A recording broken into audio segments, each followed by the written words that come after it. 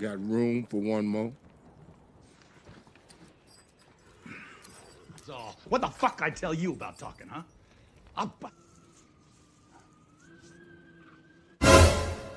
Halo guys, kembali lagi bersama saya. Video kali ini Mimin akan menceritakan tentang film The Hateful of Eight. Jadi film ini tuh adalah film kriminal misteri thriller Amerika Serikat tahun 2015 yang disutradarai oleh Quentin Tarantino dan diproduksi oleh Richard N. Gladstein. Oke, tanpa berlama-lama lagi, mari kita langsung saja ke alur ceritanya. Check it out. Suatu hari terlihat ada kereta kuda sedang melintasi wilayah pegunungan bersalju. Di tengah jalan tiba-tiba ada seorang pria menghadang. Pria itu bernama Warren. Dia adalah seorang mantan anggota militer yang sedang dalam perjalanan ke kota Retro untuk menyerahkan mayat buronan hasil tangkapannya. Kota Retro adalah kota tempat di mana para buronan dipenjara atau dihukum atas kejahatannya. Siapapun yang menyerahkan buronan ke kota itu akan dapat imbalan sesuai dengan harga kepala mereka. Karena kudanya tewas akibat cuaca ekstrim, Warren pun meminta tumpangan pada kusir kereta. Kusir di situ bilang kalau Warren harus bicara terlebih dahulu dengan penyewa kereta. Dari dalam muncullah si penyewa bernama John, sama seperti Warren. Ternyata di dalam John juga membawa buronan wanita mahal bernama Daisy yang harga kepalanya $10.000. Mencoba meyakinkan kalau dia tak akan merebut buronan John karena harga buronannya hampir sama, yaitu $8.000.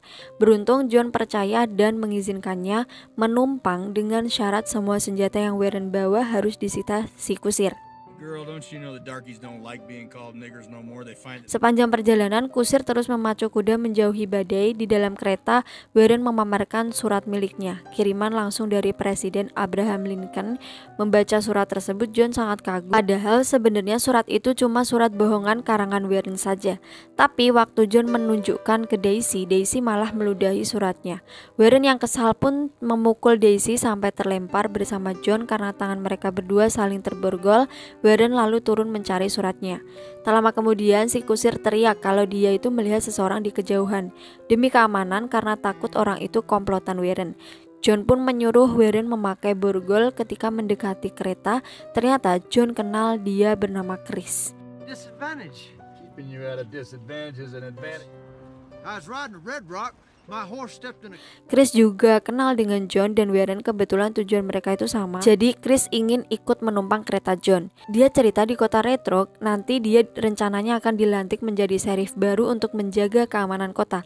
Tapi John tak langsung percaya begitu saja. Bila ingin ikut, Chris harus memakai borgol seperti Warren. Mendengar siaran itu, Chris menolak. Sebagai sheriff dia punya harga diri dan tak akan memasuki wilayahnya sendiri dengan tangan berborgol. Ia lalu balik mengancam jika dia tewas terkena badai gara-gara tak diberi tumpangan. Makanya si John akan dianggap sebagai pembunuh. Akhirnya mau gak mau, John terpaksa memberi Chris tumpangan. Dalam kereta, John yang masih curiga pada Chris pun mengajak Warren bekerja sama untuk saling melindungi buronan masing-masing. Di tengah jalan karena akan ada badai, mereka memutuskan istirahat terlebih dahulu.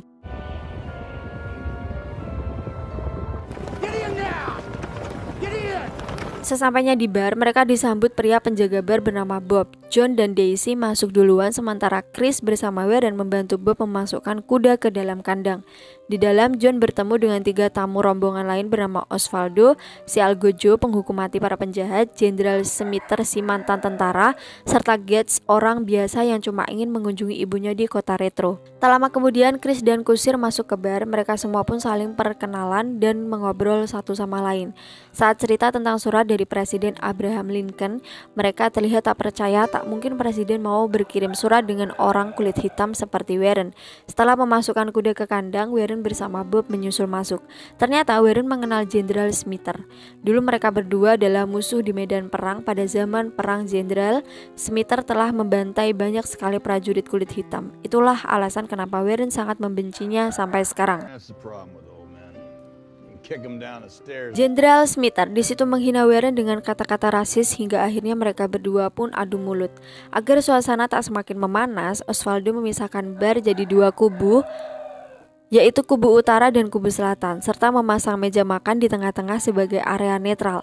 Setelah situasi mereka, John kembali mengajak Warren membahas perjanjian kerjasama mereka tadi. Dari gerak-gerik yang diamati, John yakin ada komplotan Daisy menyamar di antara pengunjung bar ini. Demi keamanan mereka berdua, kemudian meminta semua orang untuk menyerahkan senjata lalu membuangnya ke tempat sampah.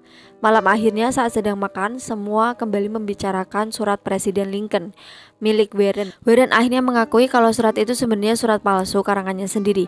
Tujuannya mengarang surat tersebut hanya agar orang-orang menghormatinya karena selama ini sebagai orang kulit hitam, Warren selalu dipandang sebelah mata. Mendengar pengakuan barusan, John sangat kecewa. Selesai makan, Warren pergi membawakan makanan untuk Jenderal Smith yang sedang duduk sendirian. Warren lalu menyindir anak Jenderal Smith. Dia tahu anak Jenderal Smith sudah lama hilang tanpa kabar. Warren mencoba memprovokasi dengan mengatakan kalau sebenarnya dialah yang telah membunuh anak Smith. Dia menceritakan bagaimana kekejamannya waktu menyiksa anak Smith hingga tewas. Setelah memprovokasi sambil berjalan menjauh, Warren menaruh pistol di samping tempat duduk Jenderal Smith untuk memancingnya. Goddamn lie. If you just let me. Balas dendam Warren sukses. Dia berhasil membunuh Jenderal Smith dengan cara bersih. Seluruh saksi mata di sana melihat kalau Jenderal Smith lah yang duluan menembak. Jadi artinya nama Warren bersih dari tuduhan pembunuhan karena dia hanya membela diri. Ketika semua sedang fokus pada Warren, dari belakang terlihat ada seseorang mencampurkan racun ke dalam teko kopi. Jets bersama si kusir lalu membawa jasad Jenderal Smith keluar. Di dalam, Osvaldo dan Chris menyalakan lilin. Bob hanya duduk terdiam sementara John berjaga di pintu bar. Agar tak jenuh, Daisy minta izin pada John untuk main gitar. Tak lama kemudian, Gates dan si kusir kembali setelah mengambil kopi dari teko.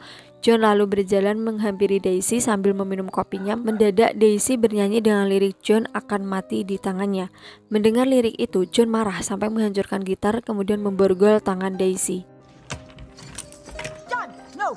No, no.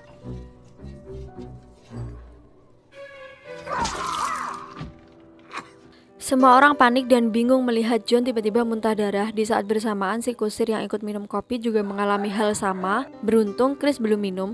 Daisy di situ tersenyum senang rencananya berhasil. John yang sadar kopinya telah diracun pun mengamuk dan memukul Daisy. Kemudian menyeru Chris membuang kopi tersebut. Dengan tubuh lemahnya, John terus berusaha memukul, tapi Daisy dengan mudah merebut pistol John lalu menembaknya. Oh my God! Seketika, John pun tewas di tangan Daisy. Melihat situasi kacau itu, dengan sigap Warren langsung menodong kepala Daisy dan mengambil pistolnya. Sambil memegang senjata, Warren memerintahkan seluruh orang berdiri menghadap dinding.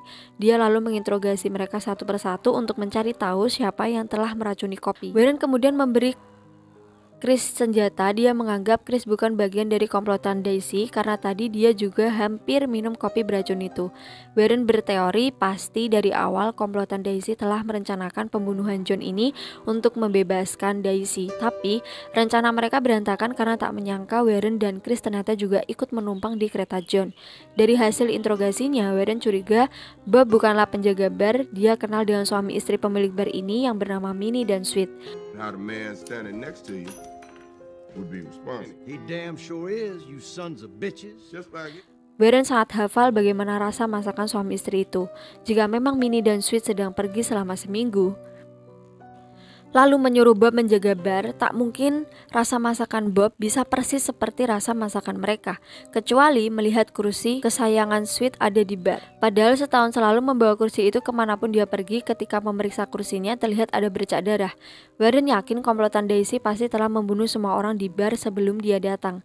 Setelah membongkar kebohongan Bob tanpa basa-basi, langsung menembaknya hingga tewas. She sure don't. Dave!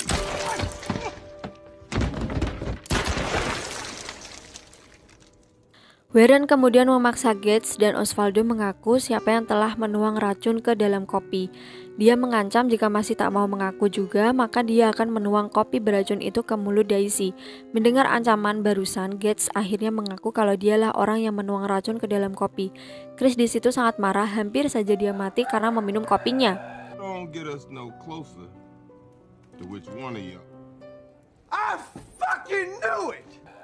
Dia lalu meminta izin pada Warren untuk membunuh Gates, tapi waktu Chris ingin menembak, tiba-tiba dari bawah lantai ada seseorang menembak.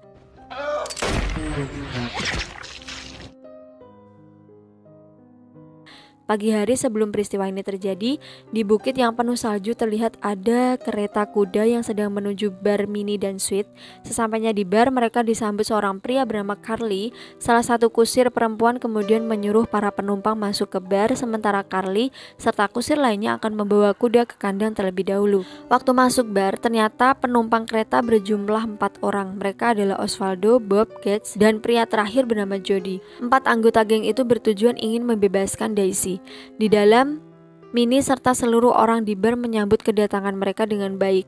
Awalnya semua tampak santai mengobrol sambil menikmati kopi buatan Minnie, hingga akhirnya komplotan geng itu mulai menjalankan rencana mereka.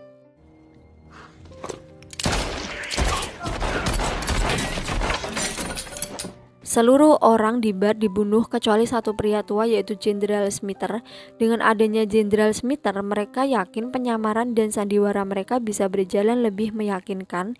Mereka bilang jika Jenderal Smither bisa bersikap tenang duduk diam tanpa membongkar apapun, maka dia akan selamat.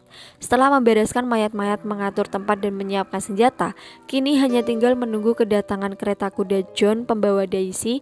3 anggota di situ akan menyamar sebagai pengunjung bar, sementara Jody yang ternyata adalah kakak Daisy akan bersembunyi di bawah lantai. Now when they get here,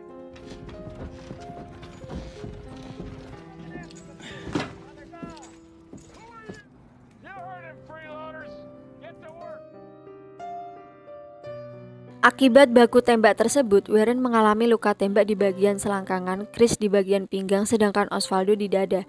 Dengan tubuh terluka, Warren dan Chris menyuruh Jody keluar dari bawah lantai sambil mengancam akan menembak Daisy.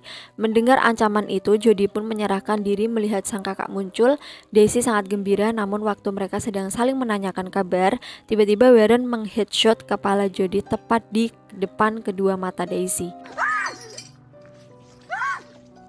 Seketika Daisy menangis histeris, sementara Warren terlihat senang karena telah membalas tembakan Jody di selangkangannya tadi. Gates, Osvaldo, dan Daisy begitu terpukul menyaksikan pimpinan geng mereka mati. Semua rencana yang telah mereka susun hancur berantakan gara-gara Warren lalu pura-pura duduk di meja untuk mencari pistol yang sebelumnya sudah dia simpan. Sedangkan Daisy mencoba menghasut Chris agar berpihak pada mereka. Dia menawarkan bila Chris mau membunuh Warren, sebagai imbalannya Chris boleh membawa jasad Bob seharga $12.000. I'm kinda curious about her. When that sun comes out, nigger, so is my brother's 15 men. Osvaldo yang sudah sekara juga ikut menawarkan dirinya sendiri untuk Chris bawa karena kepala Osvaldo berharga $15.000. Jadi jika ditotal, Chris akan dapat uang sebesar $27.000 hanya dengan membunuh Warren saja. Di tengah negosiasi, Chris bertanya, daripada membunuh Warren dan cuma membawa 2 mayat, bukankah dia akan dapat lebih banyak uang jika membunuh seluruh anggota geng Jody termasuk Daisy? Daisy di situ memberitahu bahwa sebenarnya masih ada 15 anggota gengnya yang lain sudah menunggu di kota Retro. Jadi bila Chris berencana membunuh Daisy lalu membawa jasad gengnya, jangan harap Chris bisa sampai ke kota Retro dengan selamat. Mendengar omong kosong mereka semua, kesabaran Warren pun habis. This now how big? What good? Cause you about to... More than say one body per horse. So that's you. Kini hanya tinggal tersisa Daisy seorang diri. Seluruh anggota gengnya telah tewas di tangan Warren. Daisy pun pasrah ketika Warren akan menembak Daisy, peluru pistolnya habis. Warren kemudian meminta pistol Chris, tapi bukannya memberikan pistolnya, Chris justru malah berjalan mendekati Daisy, lalu kembali membicarakan negosiasi tadi. Mendengar tawaran uang $27.000, Chris tak mungkin menolak, namun di tengah negosiasi, mendadak Chris jatuh pingsan akibat kehabisan darah. Melihat Chris pingsan, Daisy buru-buru berusaha melepaskan borgolnya. Beruntung sebelum Daisy mengambil pistol, Chris lebih dulu sadar lalu menembak tangan Daisy. Chris yang sudah muak pun ingin menembak kepala Daisy, tapi Warren melarang. Baginya penjahat seperti Daisy tak pantas mati ditembak. Warren berkata sebentar lagi mereka berdua juga akan mati kehabisan darah karena sudah tak mungkin sanggup membawa Daisy ke kota Retro, dan karena jumlah orang yang berhasil menangkap Daisy. Bagaimana bila mereka berdua mengabulkan keinginan John Warren Ingat sewaktu di kereta kuda, John pernah cerita kalau seandainya dia dibolehkan menghukum Daisy, dia ingin sekali menggantungnya. Di sisa hidup mereka ini, Warren berharap Chris mau membantu mewujudkan keinginan John. Mendengar cerita itu, Chris setuju dengan sisa tenaga yang mereka miliki dan Chris pun mengeksekusi Daisy. My first and final act.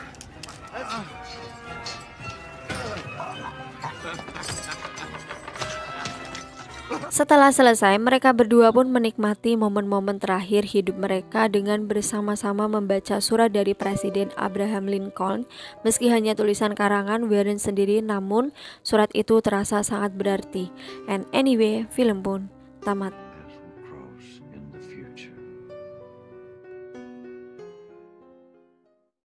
Oke, bagaimana guys menurut kalian mengenai film yang satu ini? Semoga kalian bisa mengambil pelajaran berharga dari film yang satu ini. As always, jangan lupa untuk klik like, comment, dan subscribe. Dan sampai jumpa di video menarik selanjutnya. Bye-bye.